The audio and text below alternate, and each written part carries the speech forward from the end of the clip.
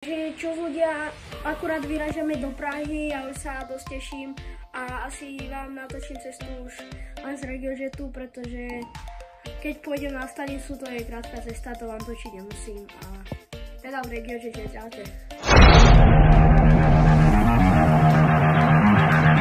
Popravde cestu z RegioJetu som bohužiaľ nenatočil, takže sa vám veľmi ospravedlňujem, ale pekne som sa tam napapal. Hneď ako sme vyšli z hotela, tak sme išli do takejto večernejšej Prahy. A nebudeme si klamať, auta tam boli pekné. Poďme ďalej.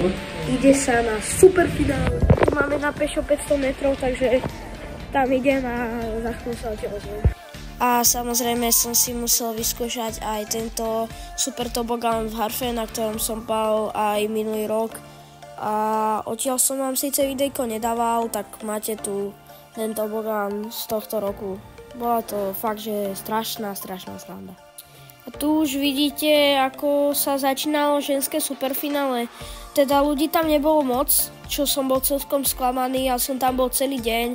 Boli sme si pozrieť aj dievčatá, aj chlapcov a potom sme sa boli výborne naobedovať blízko nášho hotela Švejka a bolo to tam fakt výborné, že ďakujeme a opäť sa vrátim k tomuto, teda tých ľudí tam prišlo veľa viac až na mužské finále. Tu už vidíte, ako tá arena bola fakt pekná, aj tá kocka, skvelé efekty, takže to ma veľmi potešilo a fakt sa mi to páčilo. Tu vidíte ešte takéto lopty, ktoré tam dávali a boli to teda lasery, ktoré to robili a bolo to fakt pekné. Tuto už je rozsvietené a je predstavovanie tímov. Tuto už vidíme, ako hrajú ženy a tuto to bol stav 1-1, ale teda nakoniec hráčky Tatranu podľahli výborným Vítkoviciam, ktoré fakt predvádzali super výkon. Mňa ako fanúšika Tatranu to úplne nepotešilo, ale myslím si, že si to fakt tie Vítkovice zaslúžili. Tu už vidíme rozsviečku mužov a tí sa osviečovali v takom nasadení, ako ja s mojím tímom nehráme ani zápasy. Takže bola to fakt dobrá rozcvička, ale vychutnajte si to.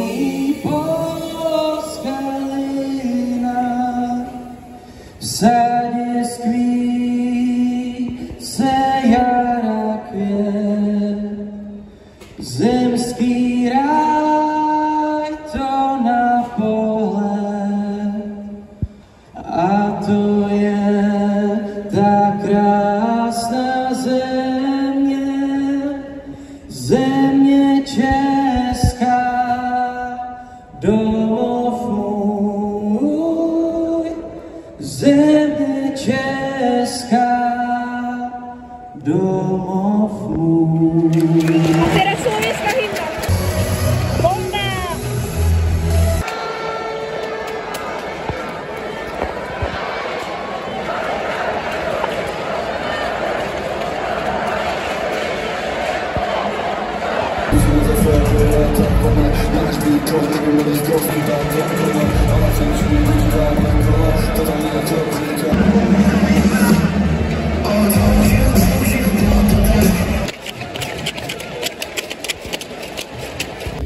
Takže po zápase to zhodnotím takto. Majstrom teda Českej republiky sa stala Mladá Boleslav, ale Tatran nepredviedol zlý výkon, len možno v tom zakončovaní a väčšom počte striel sa možno skrývali tie kľúčové momenty a góly. Tuto už vidíte, ako odchádzame z Prahy. Ja vám ďakujem za sledovanie a čaute.